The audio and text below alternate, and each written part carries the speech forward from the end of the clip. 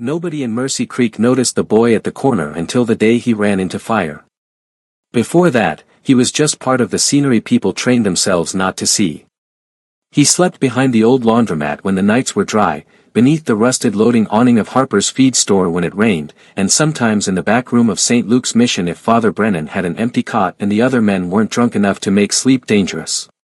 He moved through town like a shadow with a backpack, same frayed green backpack every day, stuffed with 2 shirts, an army blanket, a broken paperback with no cover, and a dented tin box he guarded like it contained gold. To most people, he was not a person with a story. He was a glance. A discomfort.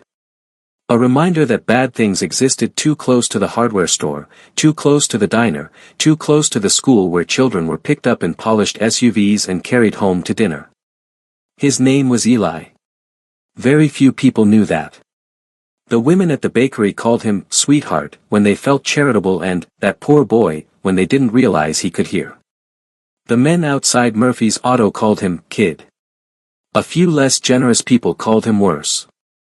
But his real name, Eli Rowan, belonged to a life that had collapsed 2 winters earlier when his mother died in a trailer with unpaid electric bills and too much cough medicine on the counter. His father had disappeared long before that, dissolved into debts, lies, and county lines no one bothered to trace. After the funeral, there had been a short parade of temporary couches, bad foster homes, one group shelter that smelled like bleach and fear, and then the road. Not the romantic road people talked about in songs. Just bus stations, freight yards, food lines, and small towns where a quiet boy could disappear if he learned how not to ask for too much. Eli learned quickly.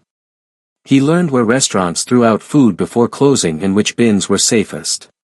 He learned that you could wash up in gas station sinks if you looked tired instead of suspicious.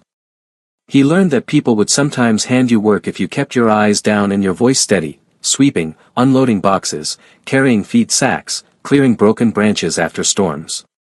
He learned which police officers would tell you to move along and which would search your bag for no reason other than boredom. Most importantly, he learned how to become easy to ignore. That talent kept him alive. It also made him invisible. Mercy Creek was the kind of town that liked to believe it still had a soul. It had a white church, a red brick school, 2 diners instead of 1, and a main street lined with businesses whose owners all knew one another's gossip and pretended not to. It had flower pots in spring, flags in summer, pie contests in autumn, and Christmas lights that stayed up too long in winter because no one could agree who was responsible for taking them down. The people there liked stories where decency eventually won and villains were easy to spot. They liked believing danger arrived from elsewhere. Which was why everyone noticed the bikers. They noticed the low thunder of engines rolling through town. They noticed the black leather cuts with old patches and the hard faces beneath them. They noticed the way conversations dipped when the riders stopped at the gas station or the diner or the parts store. The club was known across 3 counties as the Black Saints. Some called them outlaws. Some called them protectors. Most called them trouble and left it there. They rode hard, kept to their own, and had a reputation strong enough that even rumors about them walked carefully. The sheriff watched them more than he admitted. Bar owners showed them respect whether they wanted to or not. Men who liked to pretend they feared no one tended to lower their voices when the Black Saints parked outside. At the center of them all was a man named Gabriel "Grave" Mercer. He was not old, but he had the face of someone who had seen enough to make age irrelevant. Tall, broad-shouldered, black beard touched with threads of gray, eyes like flint under a heavy brow. He wore his cut the way some men wore uniforms, not for show, but because removing it would feel like taking off skin. People said he had once put 2 men in the hospital for touching a waitress who asked them to stop. Others said he paid anonymously for a mechanic's wife's cancer treatments. Still others swore he had buried more enemies than the county cemetery. As with most feared men, the stories contradicted one another and only made him larger. But everyone in Mercy Creek knew one thing for certain. Gabriel Mercer loved his daughter. Her name was Rosie, and at 8 years old she was the only person in town who could order the most feared biker in 3 counties to sit down and actually watch a puppet show. She had dark curls that never stayed tied, bright eyes too observant for her age, and a gap-toothed smile that transformed her father's entire face whenever she aimed it at him. Her mother had died when Rosie was 5, a highway crash on a rainy night no one in the club ever spoke about in public. After that, Gabriel changed. Men who knew him said he became quieter, colder in some ways, but also sharper about certain boundaries. Rosie was one of them. School, home, club property, back again. No unsupervised stops. No unknown cars. No chances. Rosie, of course, hated being treated like glass. She was the kind of child who asked difficult questions in church, climbed fences she'd been told not to climb, and once tried to bring a 3-legged stray dog into the Black Saints clubhouse because he looks lonely and you all look like you need practice being nice. The men had laughed so hard one of them nearly choked on his beer. Gabriel had not laughed until Rosie crossed her arms and stared him down in front of 6 patched riders twice his size. He lost that battle. The dog stayed. Mercy Creek liked Rosie even if it distrusted everything around her. Teachers called her bright. Neighbors called her polite. Shop owners saved peppermints behind the counter for her. She moved through town carrying her father's last name like a lit candle in the wind, something precious, something dangerous, something that made people decide very quickly whether to lean in or step back. Eli had seen her before. Not up close, not at first. Just glimpses. A little girl climbing onto the back of a black Harley in a pink helmet. A laugh outside the diner while half the Black Saints pretended they weren't all watching to make sure she didn't trip on the curb. A child's chalk drawings on the sidewalk outside the clubhouse fence because apparently Rosie had decided dragons and flowers improved the place. Eli noticed because he noticed everything. Invisible people have to. It is how they predict trouble before it reaches them. The first time Rosie noticed him back was outside Miller's grocery on a Wednesday afternoon. Eli was sitting on the curb near the ice machine with a bruised apple and a bottle of water he had bought with coins from unloading produce crates that morning. He was trying not to look like he had nowhere to go, which was always a difficult performance around school pickup time. Rosie came out of the store holding a paper sack twice the size of her torso while Gabriel followed behind with the rest of the groceries.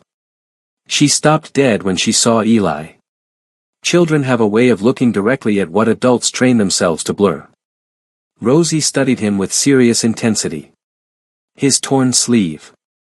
The backpack. The too thin wrists. The apple balanced on one knee. Then she walked over and held out a chocolate bar. Gabriel stopped 2 paces behind her. Rosie didn't look back. You look hungry. Eli stared at the candy, then at her father, then back at the candy. I'm okay. That means yes, Rosie said with child logic. Gabriel said nothing. But he was watching in the still, dangerous way men like him watched everything around their children. Eli took the chocolate bar slowly. Thanks. Rosie nodded as if a small contractual matter had been settled. I'm Rosie. I know. She seemed pleased by that. What's your name? Eli hesitated. There are reasons boys in his situation learn not to hand over names too easily. Names make you easier to remember, and being remembered is not always safe. But something about her directness disarmed him. Eli. Hi, Eli. She pointed at the apple. That one's bad. Before he could reply, Gabriel stepped forward, set the grocery bags down, and pulled another apple from the top of one sack, bright red, clean, unbruised. He tossed it lightly. Eli caught it by reflex. Take the better one, Gabriel said. His voice was rough, low, impossible to mistake for gentle. But there was no insult in it. Eli looked at the fruit in his hand. I can pay you back. Gabriel almost smiled, though it was the kind of expression that looked unfamiliar on his face. No, you can't. Rosie frowned at her father. That was rude. It was accurate. She rolled her eyes in a way that suggested this exchange was common between them. Then she waved at Eli. Bye. Gabriel picked up the grocery bags and gave Eli one last measuring look before following her to the truck. Not hostile. Not warm. Just a look that said he had seen him now and filed him somewhere in memory. For Eli, that should have been the end of it. But Mercy Creek was small, and patterns emerge quickly in small places. A week later Rosie found him again behind the library trying to fix the loose sole of one boot with fishing line and a bent needle. She sat on the low stone wall nearby, school uniform wrinkled, backpack at her feet, and watched with fascination that would have made most people uncomfortable. Eli kept working. "Does that actually work?" she asked. "Sometimes. That's not very convincing. It's honest." She considered that. "My dad says honest people are usually more useful than nice ones." Eli glanced up. "Your dad says that to an 8-year-old? He says a lot of things." A black pickup pulled into the curb moments later.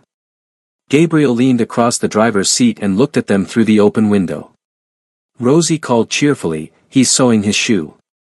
Gabriel looked at the boot, then at Eli. "That all you've got?" Eli shrugged once. Gabriel reached into the back seat, pulled out a battered pair of work boots, and set them on the window frame. "These were my prospects.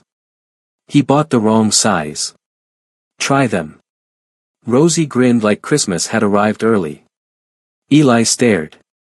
"Why?" Gabriel's answer came flat and simple. "Because winter's coming and I'm tired of looking at that boot. The boots fit."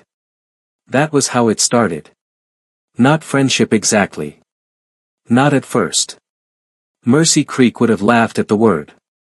But Rosie began talking to Eli whenever she saw him. Gabriel stopped treating him like temporary scenery and started nodding to him the way men nod at others they have decided are real. A woman at the diner, noticing this shift, started giving Eli leftovers at closing without making him ask. Then Murphy at the auto shop let him sweep floors in exchange for cash twice a week. Then the librarian stopped pretending not to know he spent afternoons reading in the heating vent corner when the weather turned bad. All because one little girl saw him. And because her father, feared by half the county, did not object. It would be easy to say Eli's life changed all at once. It didn't. Lives like his rarely improve in clean lines. But certain things became less sharp. Hunger. Cold. The constant pressure of being untethered. Ruthless loneliness. Rosie would save him half a sandwich from her lunch if she thought Gabriel wasn't looking, and sometimes even when she knew he was. One of the black saints named Tank, large enough to blot out weather, started leaving day-old muffins from the diner on the clubhouse fence with suspiciously poor secrecy. Another rider, a woman called Mara with a scar over one eyebrow, tossed Eli a wool cap one freezing evening and said, "If you lose that, I'll consider it disrespect." Eli wasn't entirely sure what he had become to them, but he knew better than to mock rough kindness when he saw it. Still, he never crossed certain lines. He did not go inside the clubhouse. He did not ask questions about club business. He did not pretend proximity meant safety. Men like Gabriel Mercer carried storms around them even when they were standing still. Eli had survived by respecting storms. And then the school caught fire. It happened on a Friday in late January, the kind of winter afternoon where the sky hangs low and dirty and everyone moves faster because cold makes small errands feel personal. The elementary school on Willow Street was old, too old for the wiring it carried, too old for the patched-up boiler in the basement, too old for the district's promises that maintenance would happen next budget cycle. Parents had complained for years. Teachers had filed reports about a burning smell near the east wing. Nothing changed because in towns like Mercy Creek, problems that don't yet have bodies attached get filed into drawers. That day, classes were nearly over. Rosie had stayed late to finish a poster for a reading project because she'd spilled paint on the first one and declared the replacement artistically superior. Gabriel was on his way to pick her up, delayed 10 minutes at Murphy's shop because a deputy decided to ask questions with the bored persistence of a man who liked provoking other men in front of witnesses. Eli happened to be nearby, hauling flattened cardboard behind the diner for a few dollars and an order of fries he planned to stretch into dinner. At 3:42 p.m., someone in the east hallway smelled smoke. At 3:43, the fire alarm began screaming through the building. At 3:44, the first classroom door opened to children coughing into a gray haze moving too quickly along the ceiling. Outside, the sky remained cold and ordinary. Inside, panic started choosing its victims. Eli heard the alarm first, then the shouting. He turned toward Willow Street and saw children spilling through the front doors in chaotic lines, teachers waving arms, smoke already beginning to curl from a side window near the old library annex. People on the sidewalk stopped. A woman screamed for someone to call the fire department as if no one had thought of it yet. Cars braked in the street.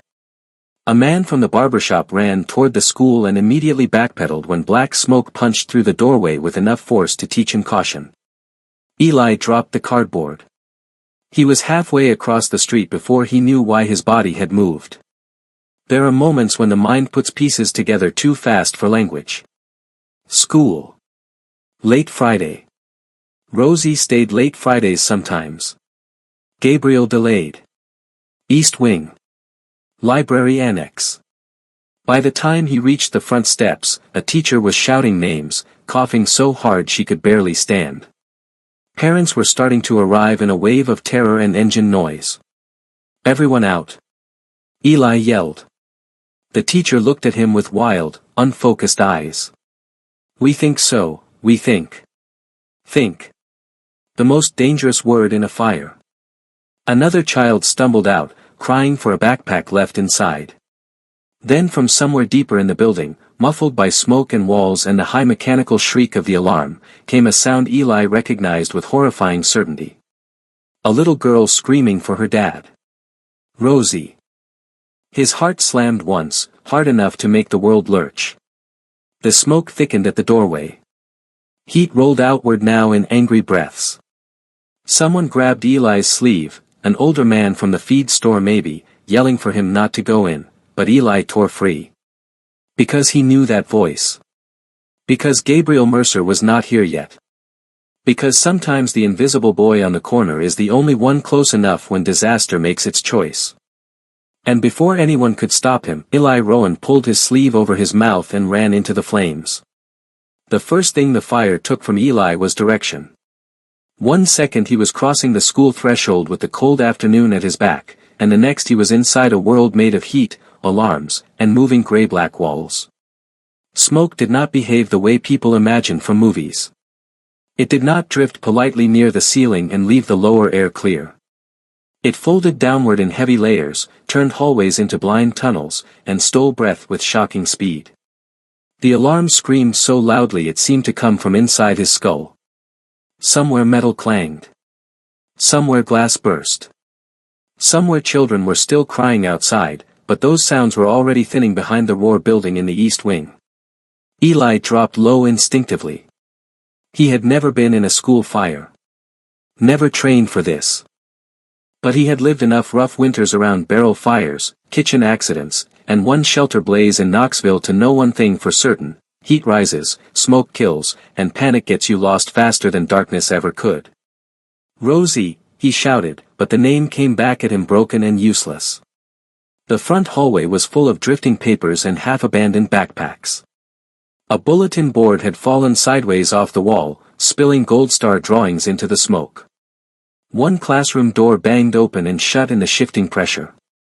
Eli covered his mouth with the crook of his elbow and moved toward the library annex, one hand sliding along the cinderblock wall so he wouldn't lose the line of it. The farther he went, the hotter the air became. He turned a corner and nearly slipped on spilled paint water and poster boards scattered across the floor. The smell changed there, less like dust and electrical burn, more like plastic, varnish, and something bitter enough to sting his eyes through the smoke. Flames had not yet fully consumed the hallway, but orange was beginning to pulse behind the frosted glass of a supply closet door. Rosie. This time he heard it. A cough. Then a small voice, ragged with crying. Dad. The sound came from the annex room. Eli lunged toward it and shoved the door. It opened only halfway before sticking against something on the floor. Inside, visibility was worse. The room had once been bright and cheerful, reading rugs, low shelves, paper lanterns, children's artwork clipped to strings. Now it was dim and choking, lit in ugly flashes by fire climbing the far wall where an outlet near the baseboard had blown black across a bank of shelves. Books were burning in clumps, giving off a thick, greasy smoke. One of the hanging paper lanterns had caught, and molten flecks were dripping onto the alphabet rug below. Rosie was crouched in the far corner behind an overturned table. For one irrational instant, Eli felt relief so strong it almost dropped him. She was alive.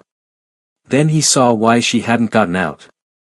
A wooden display shelf had collapsed when part of the wall unit gave way, trapping one leg of the heavy art table against the floor. Rosie wasn't pinned beneath it, but the angle had boxed her into the corner. Every time she tried to squeeze past, the table shifted and showered sparks from the burning lantern above. Her face was streaked with tears and ash. When she saw him through the smoke, she looked so shocked it was almost accusing. Eli. Yeah. He coughed hard enough to bend. Still me.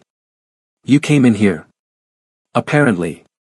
She started crying harder then, not because she was weaker than before but because rescue, once visible, often unlocks the fear that survival had delayed. I can't get out, she gasped. I tried, but it moves, and it burns, and Miss Kellen ran to get everyone and then the smoke came and I thought. I know. He crossed the room low and fast, keeping himself between her and the worst of the smoke rolling down from the ceiling. The heat from the wall fire hit his face like an open oven 10 times over. He grabbed the table leg and pulled. It didn't move. Not enough. The shelf wedged beneath it had twisted, locking the table frame at a diagonal. Eli shifted his grip, braced one boot against the floor, and yanked harder. Pain shot through his shoulders. The frame groaned. One side lifted maybe an inch, then slammed back down. Rosie coughed so hard she nearly folded in half. We have to go, she cried. I know. A sharp crack sounded somewhere overhead. Eli looked up. Part of the acoustic tile ceiling had blackened and begun to bow. Fire was moving above them now, not just through the wall. They had less time than he wanted to admit. He scanned the room wildly. The windows. 3 tall annex windows faced the side yard, but security mesh had been installed outside after vandalism the previous year. The glass could break. The mesh would hold. Unless. On the floor near the circulation desk lay a chrome stool with one leg bent inward. Eli lunged for it, grabbed it in both hands, and brought it down against the nearest window. The glass starred but didn't fully shatter. Again. This time the pane exploded outward in a jagged burst, and cold air knifed into the room beneath a wave of fresh smoke pulling toward the opening. For one blessed second the room seemed to inhale. Outside, voices rose. Someone had seen them. Back.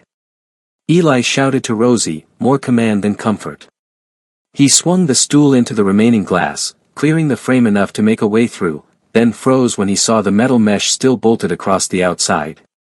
Rosie made a noise halfway between sob and scream. No, no, no. Eli slammed the stool against the mesh. It rattled but held. Again. A bolt sheared loose at the top right corner. Again. The stool leg bent worse. One of Eli's hands slipped on heat and shattered glass, cutting his palm open. He barely felt it. Outside, people were yelling now. He thought he heard a man shouting for an axe, another for the fire department to hurry, another yelling a child's name over and over. Rosie's coughs were getting weaker. That terrified him more than the flames.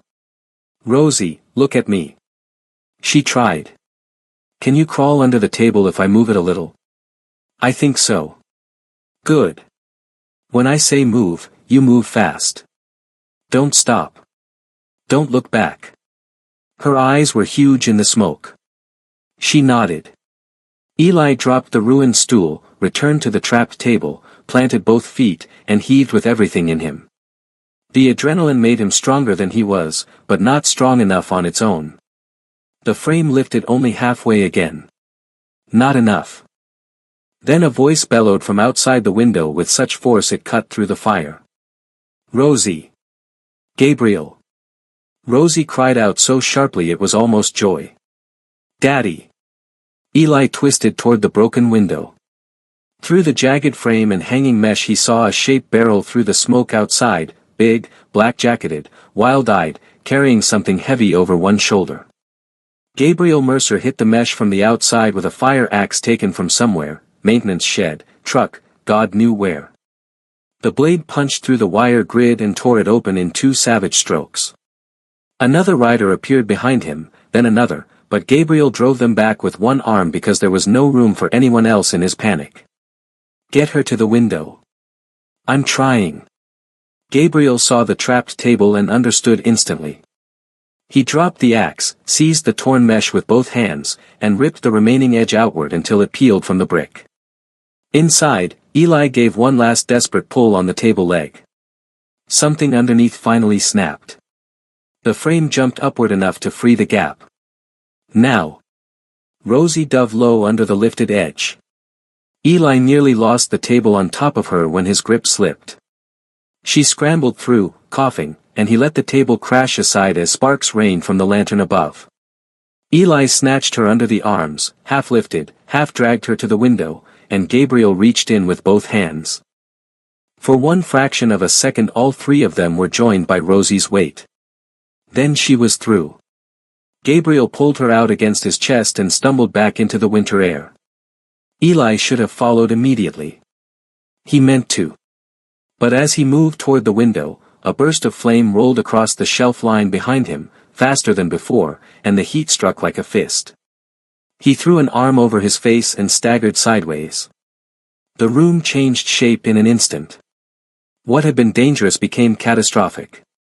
The ceiling tile gave way above the far side of the annex, dropping fire and black debris onto the reading rug. The overturned art table ignited along one edge. Outside, someone yelled, "Kid! Jump!" Eli turned toward the window and his vision narrowed. The clean air draft from the broken opening was there, but farther than it should have been. The smoke had thickened so fast it blurred distance. He took one step and hit the circulation desk with his shin hard enough to fold. He caught himself on the counter, skinning his wrist through soot and broken plastic. The room swayed. No, not the room. Him. He was running out of air.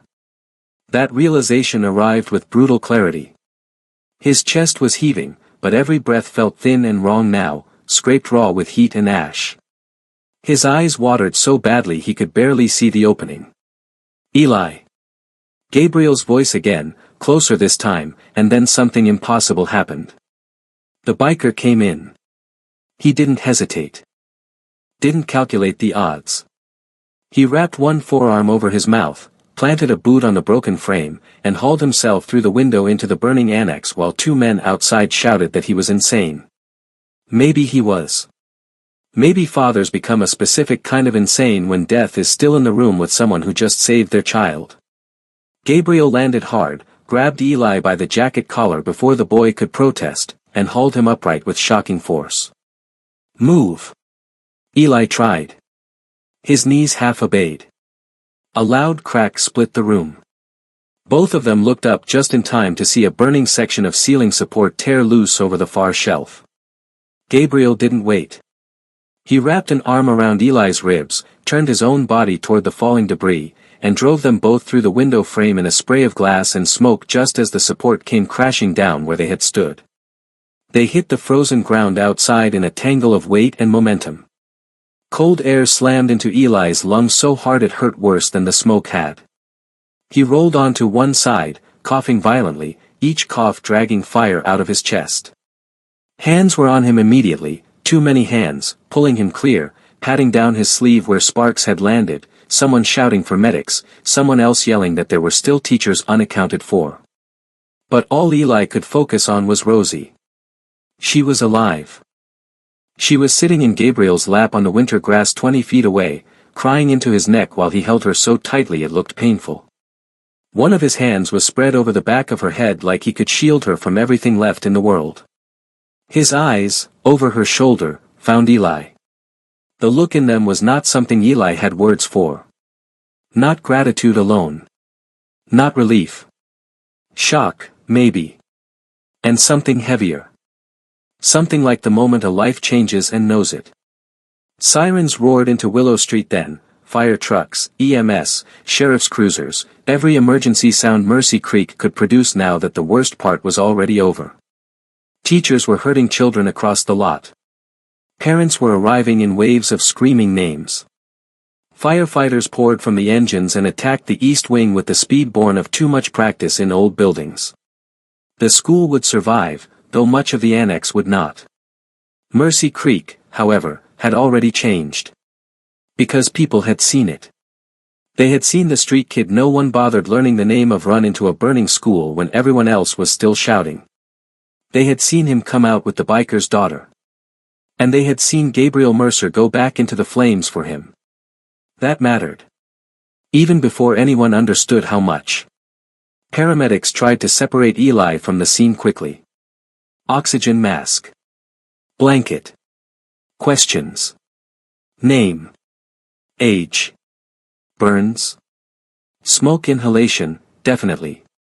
Superficial cuts. Wrist laceration. Possible concussion. Can you tell me what day it is? Eli answered what he could, though the world still felt tilted and unreal. Then Gabriel was there again, kneeling beside the gurney while Rosie, wrapped in a firefighter's coat now, clung to one of the Black Saints women who had arrived sometime during the chaos. You stay with them, Gabriel told her. Rosie shook her head violently. No. You stay, he repeated, voice rough but absolute. Her eyes filled instantly. I'm not leaving him. That silenced everyone nearest enough to hear. Gabriel looked from his daughter to Eli and back again. His face was streaked with soot. One sleeve had burned open near the forearm. Blood darkened his knuckles where the window glass had chewed through skin. But the expression on his face when he looked at her was the same expression Eli imagined men wore when the ground under them gave way and somehow kept holding. Finally Gabriel said, then we all go. So they did. The hospital in Mercy Creek was small, overworked, and not prepared for the kind of convergence that followed. By the time Eli was wheeled through the emergency entrance, word had already outrun the ambulance. Nurses knew. The deputy at triage knew. 2 waiting room families knew. By the time his smoke-blackened clothes hit the plastic belongings bag, someone in County Dispatch had probably told someone at the diner who told someone at the barbershop who told 3 people at the gas station. The story moved fast because people needed it to. A town likes to know what kind of place it is, especially after disaster. And Mercy Creek had just been handed a story that didn't fit its old categories. While doctors checked Eli's lungs and cleaned glass from his hands and gave him breathing treatments that made his chest shake, Gabriel stayed outside the curtain with Rosie asleep against him in the waiting chair.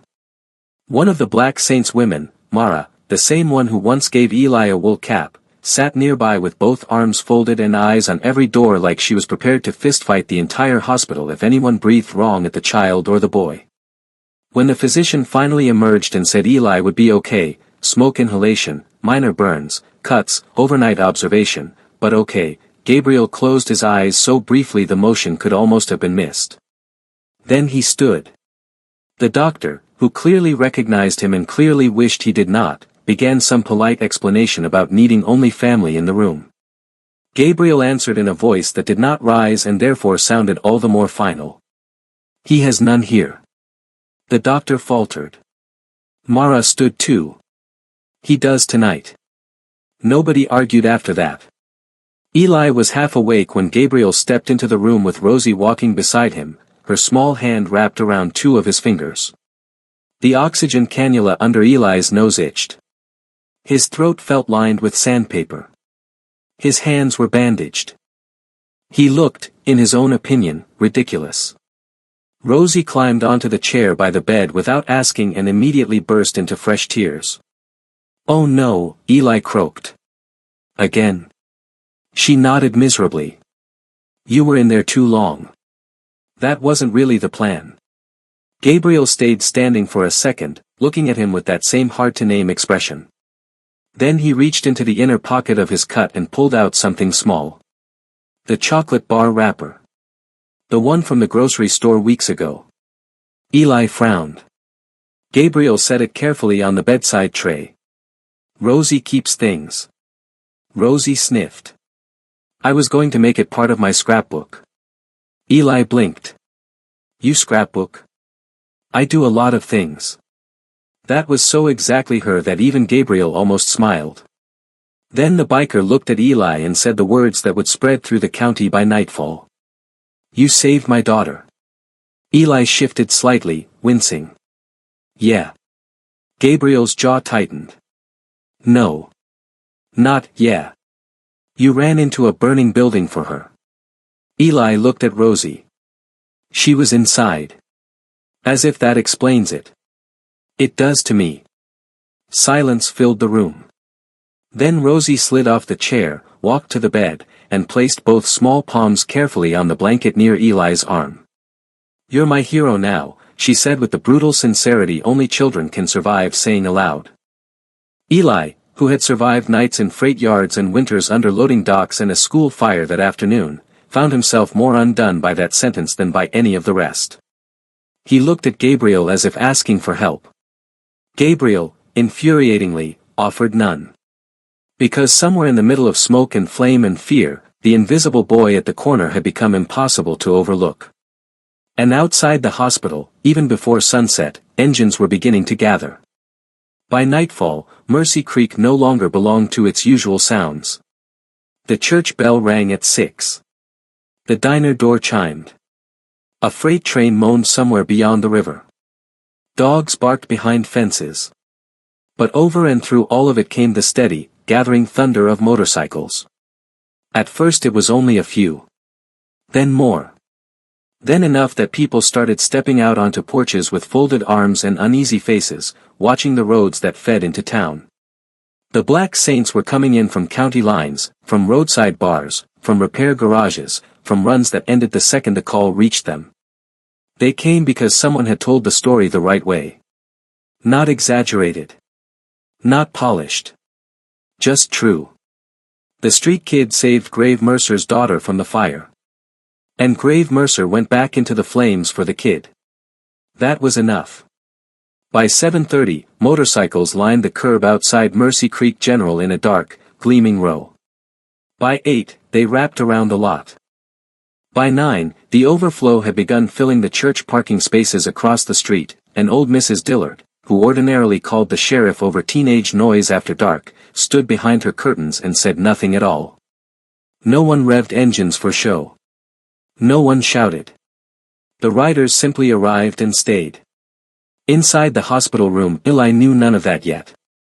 He drifted in and out through the rough tiredness that follows too much smoke and too much adrenaline. Every time he woke, his lungs felt scraped raw. His eyes burned. Nurses came and went. Someone checked his oxygen levels. Someone else changed the bandage on his hand. The hospital room light dimmed, brightened, dimmed again. Time turned strange. But Rosie remained. At some point Mara convinced her to eat half a grilled cheese from the vending area microwave. At some point Gabriel made her wash the soot off her face in the room sink because her cheeks had streaked black whenever she cried. At some point she fell asleep curled in the chair with her father's flannel jacket over her knees and one hand still stretched toward Eli's bed as though she did not trust the room to keep him there otherwise. Eli woke around 10 and found Gabriel alone beside the window. The biker was standing with one hand braced against the sill, looking down into the hospital lot. He had not removed his cut. The leather still smelled faintly of smoke.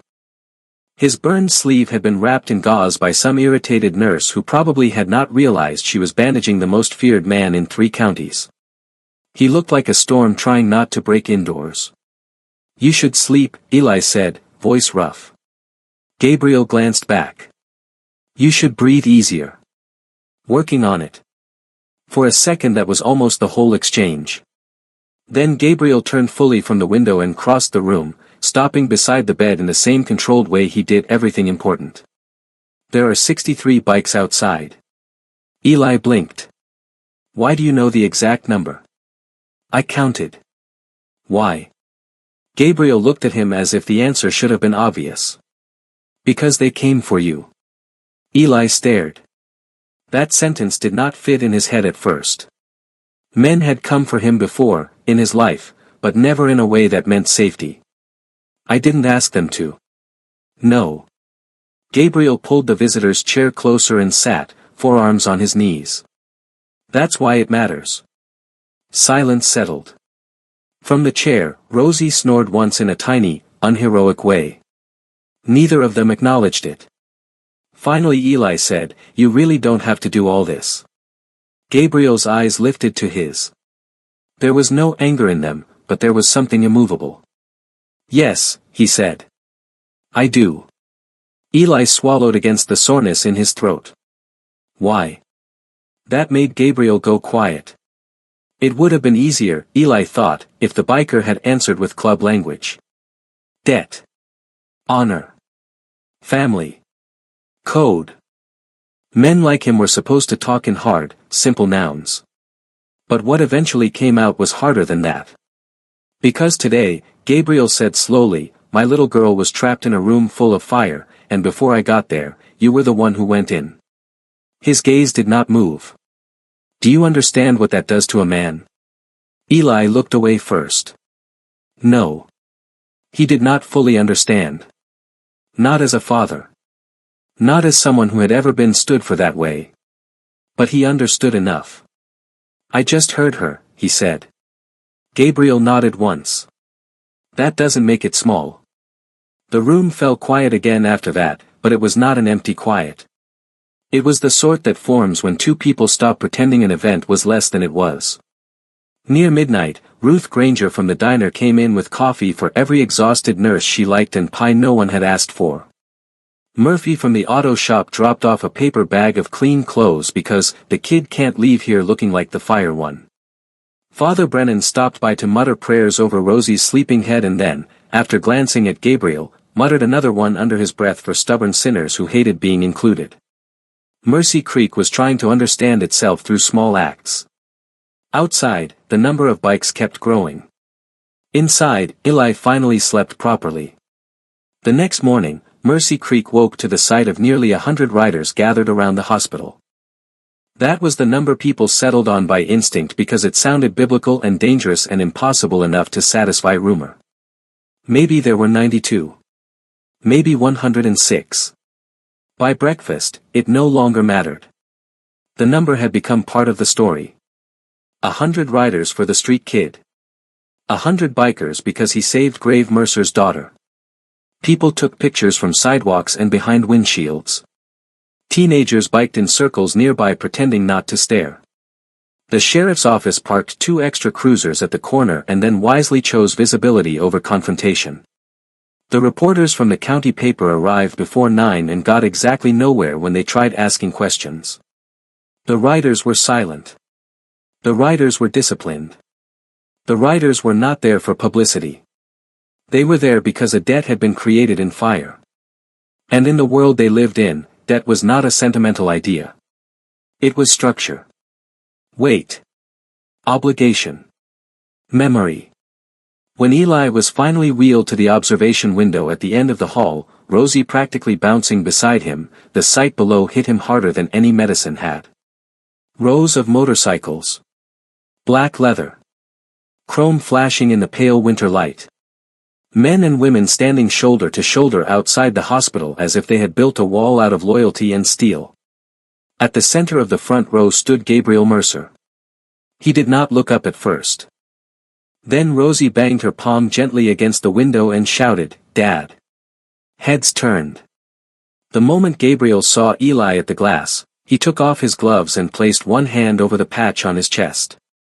It was not a military salute. Not exactly. It was older than that. Rougher. Personal. All through the lot, one by one, the riders did the same. Noah had once seen soldiers honored on television with more noise and less meaning. Eli felt his throat close. Beside him, Rosie whispered, "See?" He looked at her. "See what?" Her eyes never left the lot. "You're not invisible anymore." That sentence struck so cleanly and so deep that Eli had to look away from the window. Because for most of his life, invisibility had been a tool. A protection. Something he sharpened and wore like armor. Be forgettable, and people leave you alone. Be forgettable, and you survive. But there is a cost to being unseen for too long. Eventually you stop expecting witness even when you bleed. And now an entire parking lot of feared men had shown up to say the opposite. That did something to him he could not name yet. The days that followed moved in two directions at once. On the outside, the story spread. On the inside, the consequences became practical. The school fire had started an ancient electrical wiring behind the annex shelving. There would be investigations, newspaper pieces, angry school board meetings, and a whole parade of officials pretending maintenance failure had been unforeseeable. Parents who had ignored prior complaints became furious in public. Teachers who had filed those complaints stopped being polite.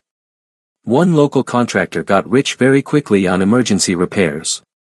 Mercy Creek did what small towns do after near tragedy: it converted fear into committees. Rosie was physically fine, smoke exposure, some minor cuts from the shattered glass, nightmares likely. Eli was not as fine, though he insisted he was. Smoke damage, bandaged hands, a burn along one forearm where flaming debris had brushed him near the window. Nothing life-ending, everything painful. Gabriel paid every hospital bill before the paperwork had properly cooled. When Eli protested, Gabriel shut him down with a look. You are not arguing finances with me while your lungs still sound like gravel. That's manipulative. Yes. Eli frowned at the discharge papers in his lap. I can't pay you back. Gabriel leaned against the hospital wall with his arms folded. Good. Saves time. That's not how this works. No, Gabriel said. That's how your old life worked. Eli looked up. Gabriel's voice lowered. You did not save my daughter and then go back to being on your own. The words settled heavily between them. Rosie, sitting nearby swinging her legs from the chair, nodded as if this were obvious. Yeah. Eli looked from child to father and felt something dangerous stir in him. Hope. Hope was always dangerous for people like him. Because hope requires imagining that kindness might continue after the emergency is over. And if you have spent enough years learning how temporary everything is, that imagination can feel more threatening than hunger. I'm not a project, he said quietly. Gabriel's expression changed almost imperceptibly. I know. I'm serious. So am I. Rosie slid off the chair and came to stand beside the bed. Her small fingers rested near his bandaged hand, not touching, just close. You're Eli, she said with 8-year-old certainty. Not a project. That nearly undid him more than the parking lot had. He was discharged that afternoon. When the wheelchair rolled him through the front entrance, the riders outside did not cheer. They did not swarm. They simply moved apart enough to create a path from the doors to Gabriel's truck, a corridor lined with leather, silence, and the low metallic smell of cold engines. Men Eli had seen only in passing nodded to him as if he belonged to some conversation he had not realized had started. Mara touched 2 fingers to her brow. Tank offered a thermos and muttered, soup. Don't ask what's in it. Someone in the second row said, hell of a thing, kid, with the rough reverence usually reserved for war stories. Eli got into the truck because standing there another second would have been unbearable.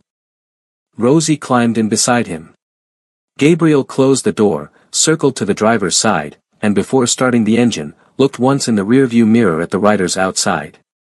They began leaving only after the truck did. Mercy Creek watched all of it.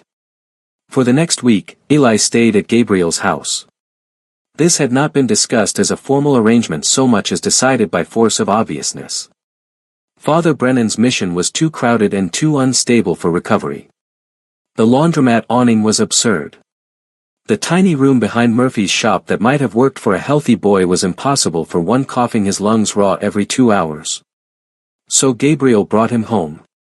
The house sat outside town on a piece of land bordered by pine and old fencing. It was not what Eli expected. Smaller, for one thing. Less like a fortress, more like a place slowly reshaped by a child's existence. There were boots by the door, yes, and motorcycle parts on the porch, and a heavy deadbolt on every exterior entrance. But there were also crayons in a mug on the kitchen table. A pink helmet hanging from a hook. A dog bed near the wood stove occupied by the three-legged mutt Rosie had once smuggled in. A school photo on the refrigerator held by a magnet shaped like a strawberry. This was the dangerous thing about seeing feared men at home. It complicates hatred. It forces reality where myth preferred distance. Rosie took it upon herself to explain the entire house to Eli as if he had arrived from another century. This is the good blanket closet. Don't use the blue one unless you're sick because Dad says that's the emergency one. The dog's name is Bishop even though that's a church name and he eats crayons. That room used to be Mom's sewing room but now it's mostly boxes and one exercise bike no one touches. You can sleep in there because Dad fixed the heater vent yesterday. Gabriel, passing through with Eli's borrowed duffel, said dryly, I see privacy is dead. Rosie put both hands on her hips. He almost died in a fire. He gets a tour.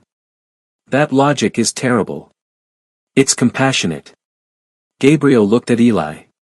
You see what I live with. Eli, despite everything, smiled. That first night in the sewing room, he did not sleep well. Every time he drifted, the annex returned.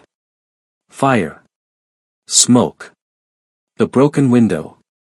The ceiling collapsing. Once he woke sitting upright and choking on air that was perfectly clean. The second time, he found Gabriel already in the doorway, awake for reasons of his own. You too? Eli asked hoarsely. Gabriel leaned one shoulder against the frame. Yeah. That was all. It was enough. Over the next days, recovery turned into routine. Medicine. Soup. Coughing. Rosie reading dramatically from library books because she had decided quiet healing was boring and medically suspicious. Mara stopping by with groceries and zero patience for gratitude. Tank repairing a fence post without being asked. Murphy dropping off work gloves and pretending he was only in the area. The Black Saints did not crowd the house, but they orbited it. Protectively. Respectfully. As if everyone understood that something had changed and none of them intended to disrespect the shape of it by naming it too soon. Mercy Creek, meanwhile, kept talking. The county paper ran a front-page story with a photograph of the scorched annex window and the headline Local Boy Pulls Child from School Fire. They called Eli a homeless youth known to local residents, which made Rosie furious. That's stupid, she declared at breakfast, stabbing her pancake. He has a name. Gabriel took the paper, folded it once, and set it aside. They'll learn it. Rosie pointed her fork at him. You sound threatening. I often do. Eli hid a smile behind his coffee cup. But the article had consequences.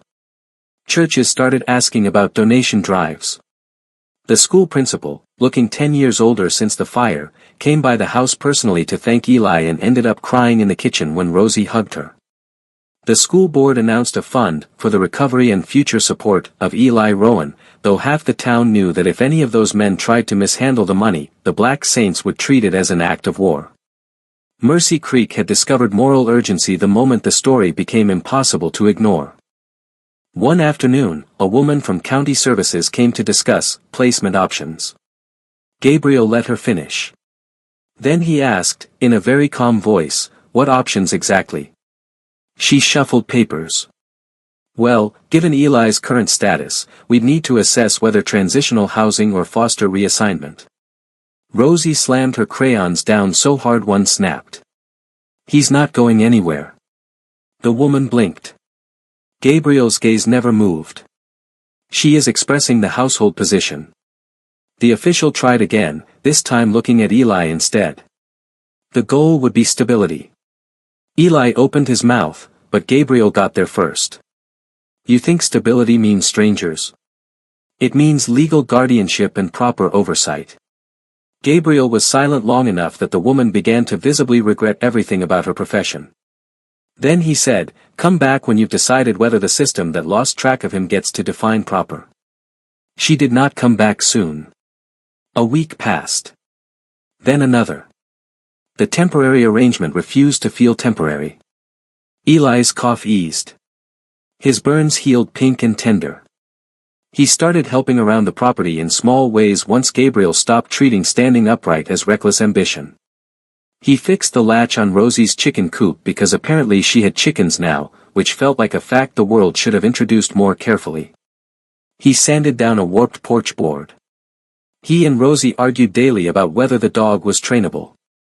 He and Gabriel developed the kind of sparse, practical conversation that men sometimes mistake for distance when it is actually trust learning how to stand without making a fuss.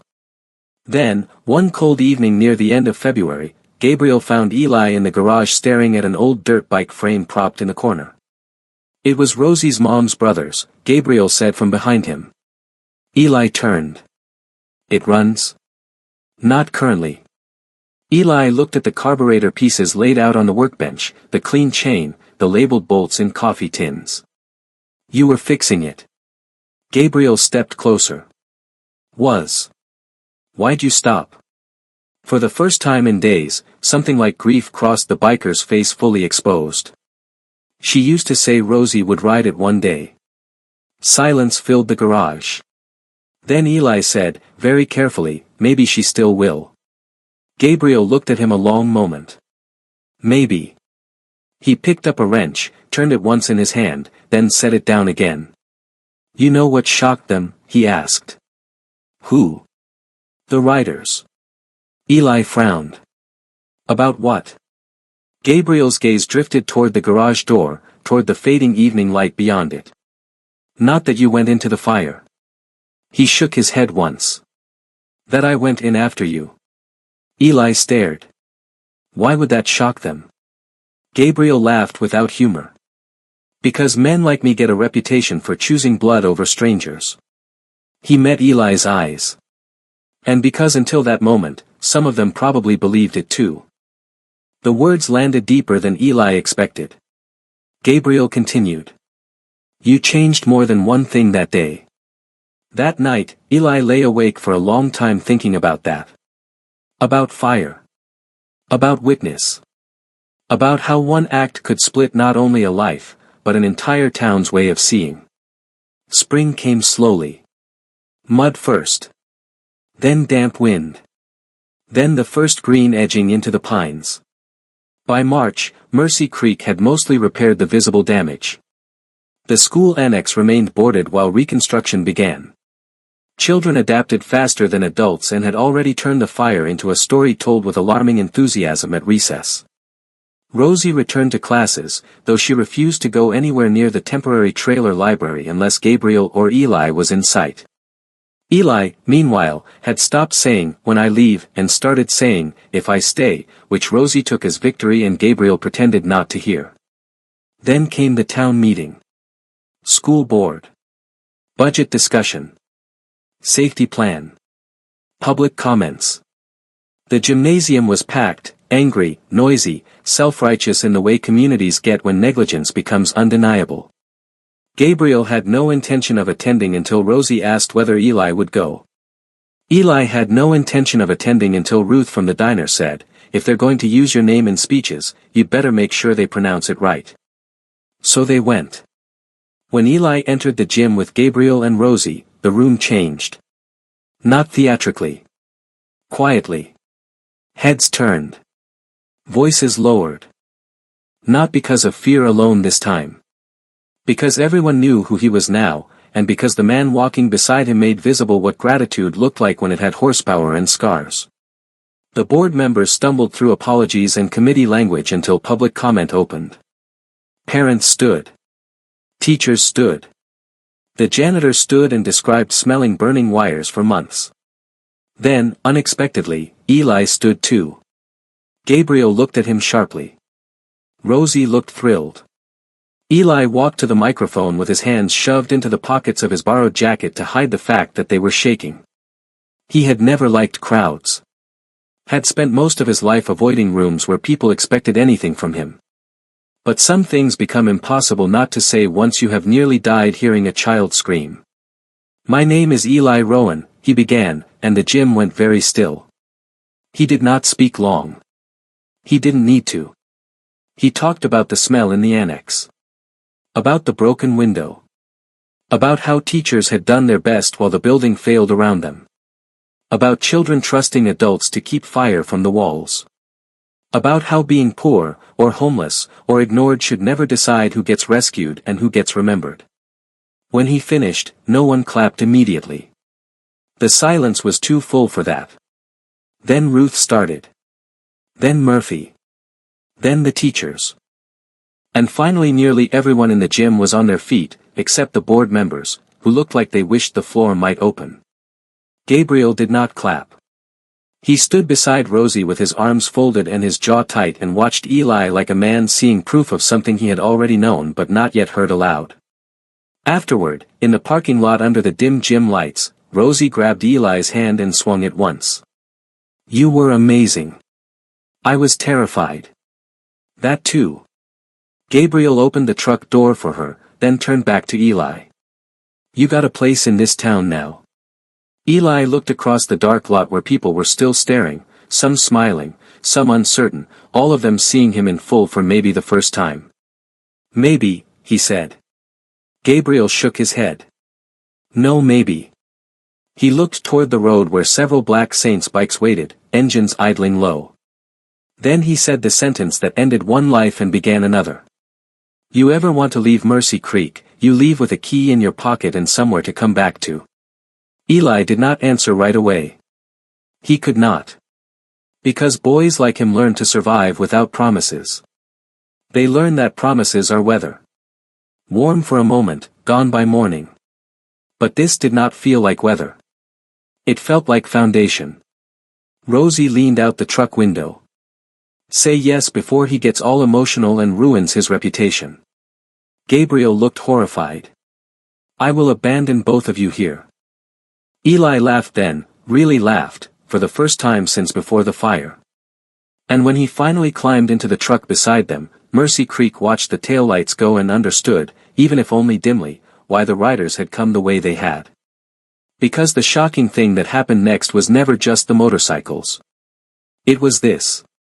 The street kid saved the biker's daughter from the flames. And what the riders did next was make sure he would never be invisible again.